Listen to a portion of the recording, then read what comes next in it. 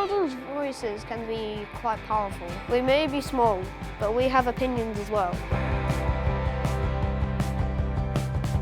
Democracy is all about people having a say. It's about giving power to the people. And eventually, when you're old enough to vote, you'll have a chance to have a say about who makes the decisions on our behalf. In the UK, we live in what we call a representative democracy. So we're not here in Parliament every day saying yes or no to ideas for new laws, but instead we elect or vote for people that do that on our behalf. So once you're old enough to vote, when you're 18 in a general election, you get to choose the MP to represent your local area, who will then be your voice in Parliament. So that's why it's really important that you vote, because if you're not happy with the way that something's happening, or if there's a change that you really want to make, it's the MP that you vote for that has the power to be able to do that. I'm Munira Wilson and I'm the Liberal Democrat MP for Twickenham, and in the House of Commons you can normally find me sitting somewhere over there, probably about third bench back towards the aisle. Take action! MPs are elected by the public. And there's over 650 MPs. And I think there's like 750 Lords. My name's Ian McNichol, Lord McNichol of West Kilbride.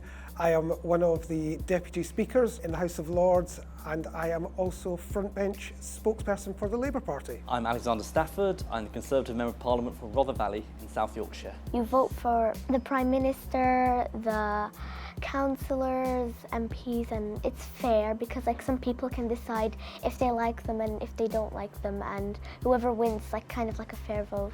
I know lots of you won't be able to vote yet because you do have to be 18 in general elections or 16 in some local elections in Scotland and in Wales. But what we really want you to take away is how, as a young person, you too can still get involved and make these changes if you want to. Our teacher told us to do like a pretend vote to say, for example, we should wear school uniform or not, and we did kind of like debate and stuff. And some people put their hand up, like some boys, some girls, and then they all have like time to write a speech, and then the class writes like 2 names on a piece of paper, 1 boy and 1 girl, and then the teacher counts them and see who won. Get empowered. The thing that makes me really angry is I think lots of politicians and governments in general ignore children because you don't have a vote, but you will have a vote and your parents have a vote, and this is your world, and things like climate change that should be top of everybody's agenda are going to impact you in terms of what the planet is like in 15, 20, 30 or 40 years' time. I think I want to make a big impact on the world and help climate change, as it's going to destroy our world. Well, not like destroy our world, but like it would be like extreme weather, like there'd be extreme heat, extreme cold. And we'll have to move to a different planet. Well, we're just like moving to like Mars or something.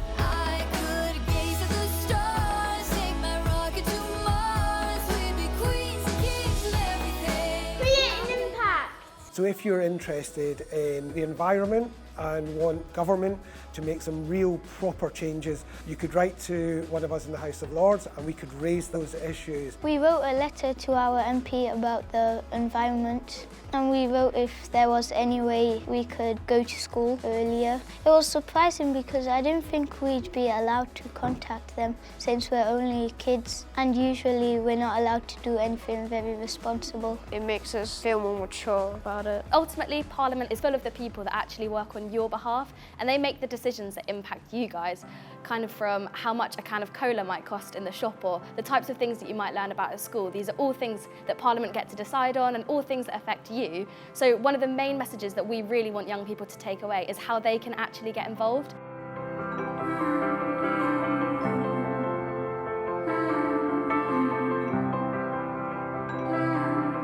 So we have done bunting for Parliament. Our message would show like equality. It's showing what's changing, like important in the world, so it gets them aware of what's happening. On my bunting, I put facts on his like hands and feet. I did my bunting and it was about racism. It's a person because it shows that a lot of people in the community have a voice, and trying to show our voice. If you're writing things in the body, then it's kind of like part of you, because it's all like kind of a part of one. They've put it in a string and it's all kind of like part of a group. Everyone has a say because it's like everyone's all together. It makes me feel like I've actually tried to make a change, and it's just something I'm proud of. I'm really bad at drawing, but I've done pretty good on that one. I think the most important thing is to participate in democracy. The biggest reason why some politicians and some political parties want to block votes at 16 is because they think that young people won't go out and vote or they don't understand the issues. I want you to prove them wrong. I think my favourite was debating because like there's some really good answers and like you can agree or disagree, so like it's a matter of your opinion and you can do like whatever you want. So I think debating was probably my favourite part of Parliament Week. Some of the best skills are actually listening skills, being able to listen to people, being able to listen to the debate, and when you can understand what people who disagree with you think and why they think it, it makes your ability to argue and to debate them even stronger. Debating is like an argument. It is an argument, but it's civilized and you can argue in a civilized manner and you might actually get what you want. Debating is not always from just politics. You know, anything can be debating. Take action! I felt for many years the views of people in my area were not being represented properly on issues like Brexit, on crime, law and order. One of my schools, the Willows School, got involved. They wrote to me as the MP.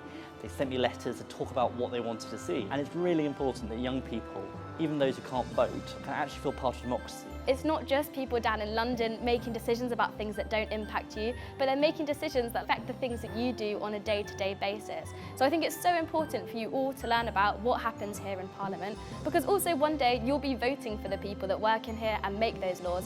So it'll be really good for you to be able to understand that system and how things work and how your vote will matter in the future. You can understand the things like such as debating when you're younger, so like you know what to do when you're older, so like you're ready and prepared. Create an impact! My name is Hilary Benn. I'm the Member of Parliament for Leeds Central. I represent the people who live in my community, and democracy is a very precious thing. It was hard fought for.